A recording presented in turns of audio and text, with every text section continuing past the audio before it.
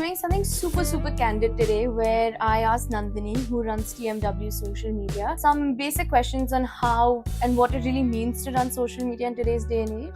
Hi guys, today I'm gonna ask Anusha what it takes to start your own brand in 2025 as a 20-year-old woman, one woman army situation. So yeah, I don't know how this is gonna turn out to be, but we're just having fun. Okay, so let's get started with the very first question, which is when and why did you decide to start the Mixed Wardrobe? When I want to say last year, November, December type. And why? Honestly, I worked for different companies here and there. I felt like I got enough exposure into the fashion world once I came back. And I felt like I was ready to do it on my own. And I didn't really like the idea of working under someone. And I felt like I could do it. So I'm doing it. That's amazing. But I do remember having a conversation with you where TMW was kind of in the works for a very long time. Yeah. Like even when you were working, Yeah. I think you had that project going on the side. You were getting everything sorted. Correct me if I'm wrong. Yeah. Right? So it's always been something I've wanted to do. Like I remember even as a kid, I was like, I want to have my own business. I know it has to be in fashion.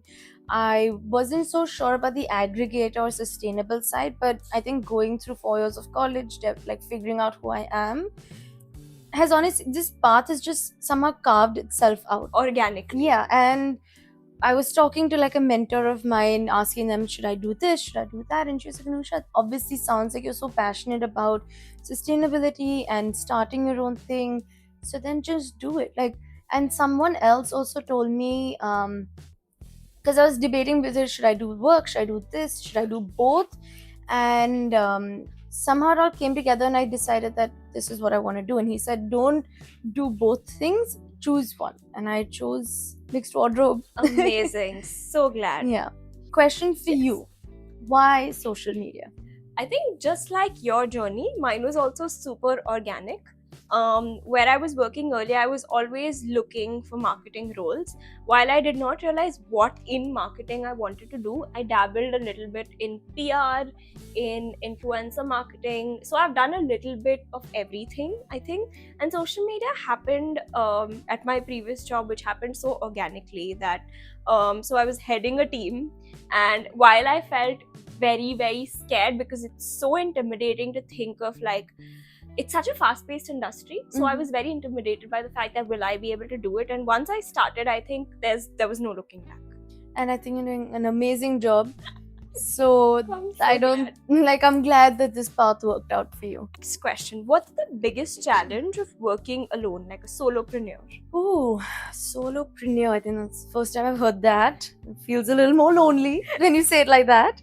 But it's actually really nice because I get to call the shots. I get to decide when I wake up, when I go to the gym, who I'm meeting, and it's all on me. And I really like that. People say it's lonely. I don't think it is because I get to carve out time for everything that I want. Yeah, I'm meeting people every day and I get to choose who I meet. Like I'm meeting you, I'm meeting different founders, I'm meeting like IT people and tech people and it's finance people. I need to meet them. But yeah, it's not lonely actually. It's actually less like opposite of lonely, whatever that is. But no, so what do you find challenging though? You know those days when I just really don't want to get out of bed and then I'm like, bro, like if I don't do it, nobody's like doing it. Because unless I call this person, like, okay, this is what has to be done, blah, blah, nobody's doing it. If I sit and lay down in bed all day, it's not happening.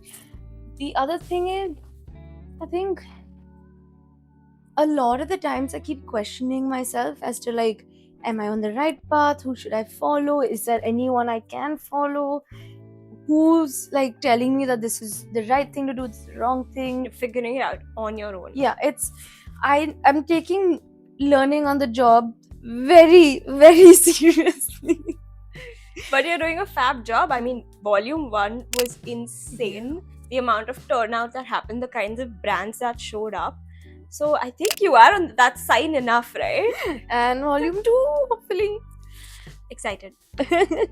a little bit of a different question. Mm-hmm.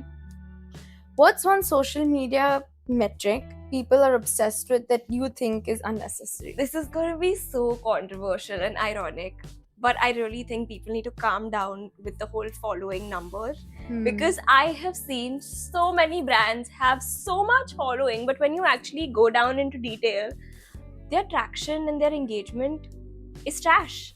I mean, honestly, if you just want to buy followers, then what is the point of having a community? You lose out on a very authentic community. I feel like brands that get that Instagram is, and Meta, any platform is fast paced, but winning that platform and doing well is a more long term game. You can always pay money and get a following number and everything, but how much of that is going to translate into what you want to do? Yeah. Unless you're someone of a creator who, of course, numbers matter. I'm not saying numbers don't matter. This does not mean your followers doesn't matter. It just means that people need to stop obsessing over it. Yeah. Because I have seen brands that have insane following, but in reality, it is chaos, it is mess. And I've seen smaller brands who are actually doing so well offline, it's just their online presence isn't there. So that for sure. And do you know a brand that is this? Okay, next question. Yeah. Okay. What's the hardest part about promoting conscious fashion in 2025? Is that people confuse it with, like, I think explaining what conscious fashion is, because everyone's like, oh, I make this at home, so it's conscious. I like produce 100 of them, it's conscious.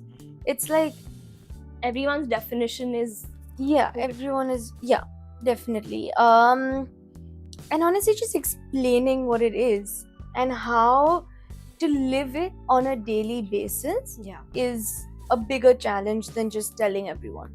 But okay, interesting. So yeah, I think people's definition of conscious living and sustainability is just thrown around so casually. Everything is green and sustainable, and yeah, that's it. I did my job. Yeah, but it's not. There's so many. It's in every aspect of your life that you need to change one thing, and a very simple thing, honestly, and then you're sustainable. You can't just change one aspect and expect, so Interesting. it's in every step you take that you have to. That's what makes you sustainable, not just that one purchase. But Dubai.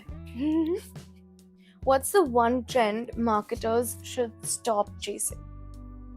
Oh my god, I hate trends. Like, I am someone who will run away. I remember this one time, there was this reel that had gone viral and everyone was doing it, where people were throwing water on, like, it was a weird hook thing, and you were just throwing water on each other and get started.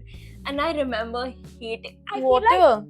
It's a different hook where just splashed water around, and this is left, right, and center. And I know that people have fun and looking at brain rot. It's not fun. Thank you. I feel like people have taken brain rot. Like, we don't even realize the amount of brain rot content that now works out, and it's so difficult. Like, appreciating someone who's good at storytelling versus someone who's just like trend after trend, because their numbers work. Like, for someone splashing water in their face, it works for them. It's going to work for anybody who does something stupid. So I feel like we've also started taking Instagram as a platform so seriously, but at the same time, there's like, I think people have forgotten the lines of like kuch bhi chalega, like anything is okay, but to what extent? Interesting. So I don't like that idea of it. Like, just having it as like a brain rot app instead of an informative. And it's scary that people don't realize the long-term effects of it. And I've read so much about how attention spans are reducing. Like, I remember last year it was 14 seconds that you could grab someone's attention. Now it's 3 seconds, which is that's insane. Where are we headed?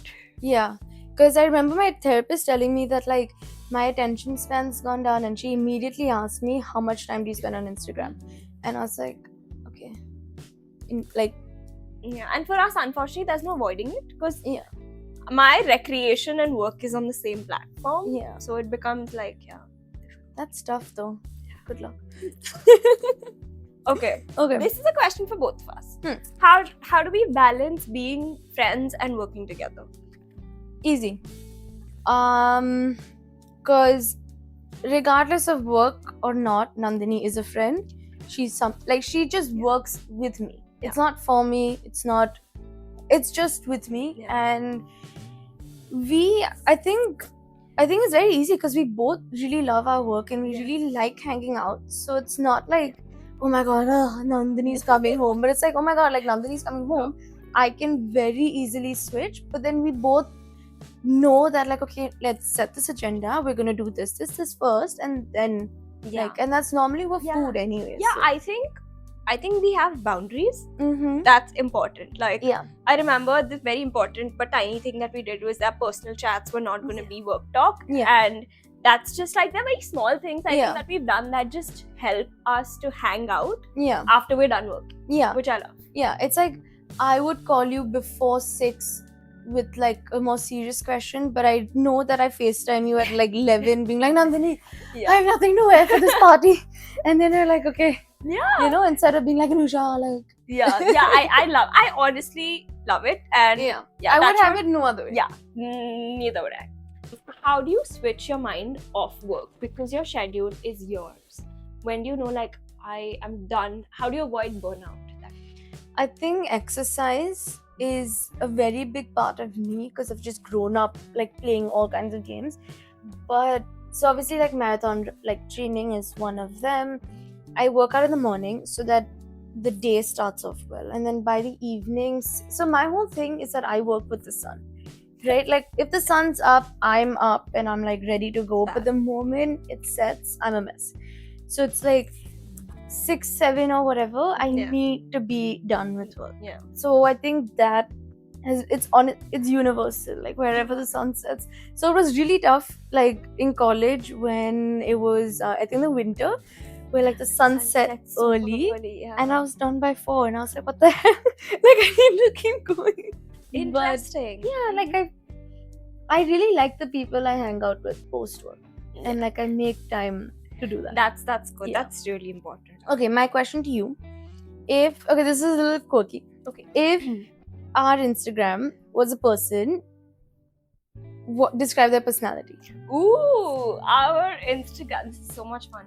Our Instagram would be someone who is, I think it's also kind of a personification of you in many ways, but it's someone who has a super fun personality, but also people take it seriously.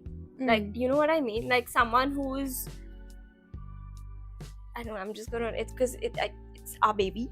Yeah. So I mean, I look at it that way. I'm gonna say only good things. Narcissistic, whatever. But yeah, I think it's just someone who's figuring out where they're going, because I know we've experimented with so many different models here and there, right? But what I also love is, while we do the fun stuff, there's also room for serious talk on our Instagram. Yeah. Super social person, because I feel like we've collaborated with so many, beyond the exhibition, we've done so many collaborations, hosted so many people. Just a very warm, welcoming person, I feel like, who knows how to have fun, but also gets down to business. I want to be friends with this social media. Okay. Your question. Okay, this is interesting. What's a common misconception about young founders? Oh, that was stupid. And we're just doing this because we didn't get a job. We're just doing this because we have money to blow. This is just like something on the side. But in reality, this is a passion. This is a dream. This is something I want to take seriously, and I am taking seriously. And it's a boon that I have the opportunity to do something like this, honestly. That's true. Yeah. When you're surrounded by women who are working, you don't realize that there's still that tiny bit of sexism here and there. But yeah, interesting way to navigate it. I mean, like I said, we're just lucky that we don't have to deal with a lot more serious issues that women out there have to figure out. Yeah. Right? And we're lucky that it doesn't stem from our home. Yeah. And we've had like a good environment at home so that we know how to tackle it outside. That's and I think that's, if anything really I had to impart, is this, like, give every woman a home comfortable enough so that they can go fight battles outside instead of fighting it every day at home itself. It's a very good one. Wow. Okay, your question. Every brand does social media, right? Like, it's, you can just log into Instagram, make an account, blah blah blah. What makes, how do you set your brands that you manage apart versus everybody else, and how in the world of social media, how does somebody set their profile apart? Okay, this is a good one. But okay, I think what's most important is to understand what you want to bring out there or put out there. One, know your content pillars, know what you want to keep talking about, reiterating. Create a niche. I mean, ideally, I feel like niche out early on, and I feel like the brands that are winning, like if you see brands like IndieWild, if you see brands like Fix My Curls, yeah, you see their founders being out there Yeah. creating content, and people love them for it. who's our dream follower? Oh, this is, oh my god, okay. This is, I'm gonna blank out certainly. After this video, I will think of 10 more names, but for now, okay, let's start celebrity wise. I feel like Alia and Deepika, because they've created their brand around conscious living and mindfulness really well. Of course, the brand as well, like Alia's brand, Edmama, yeah. Yes. So I feel like both of them would be great. Of course, we have such good names. As a brand that I would want to follow is Raw Mango. So I think that's a classic. Yes, and for influencer, the OG fashion icon, Masumi Nawala. But wait, she already follows us. So yeah, that, I mean, I know 10 more names that I'll probably think of afterwards. Right now, this. Okay, a good list. Hopefully it comes true. Manifesting it right here. Yes. What's your long-term vision? What's coming next? What are you excited? What's coming next and what's the long-term vision are different, but it's all towards the long-term vision. What's coming next is the online platform. It's going to be live December, January, and then a real brick-and-mortar store. What I can tell you about the store is that it's going to have cobblestone like flooring. Wow. To give you like the old Indian bazaar. What's already in the world? Yes. Future goal aspiration is, when you think sustainability, you think mixed model. In a way of like, as a person, if you are someone who wants to live consciously and are a mindful person, you come and you shop at the mixed model for anything. Like your clothes, your shoes, your home decor, anything and everything under one roof. Okay, let's go. That's super exciting. Love that. Okay, awesome. Last question for you is, top 3 skills or habits you think every social media marketer should have? Be creative. Technicalities, I feel like that's something you can learn on the go. But creativity and not copy pasting every second that's happening. People skills. I'm sorry, but even if you're not someone who likes to talk to people, you are going to be talking to so many people. Adaptability, because there's just so much change on a daily basis. You have to stay on top of things, even when it seems like there's so much going on. Yeah, I think these 3 aspects are super important and on top of the priority list for me. Awesome. I think you've checkboxed all of the habits, skills, talent that you need to have. And yeah. Anyways, it was amazing talking to you, and can't wait to just continue working and be friends. I know. Can't wait to see TMW grow to so much. I mean, I know that we have so many plans we've spoken about. Yeah. So much that's coming. I'm excited. Yes, guys, stay tuned. Bye.